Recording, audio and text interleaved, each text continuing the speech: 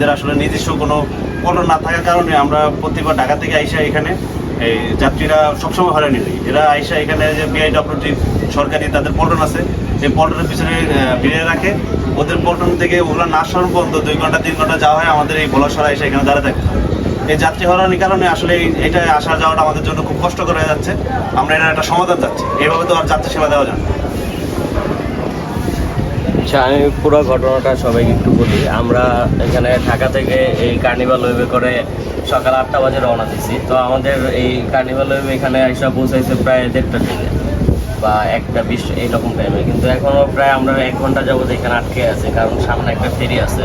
এই ফেরিটার কারণে এখানে যে আমরা যে কার্নিভাল ওয়েবে আসছি এটা ফেরানো যাচ্ছে না এখানে।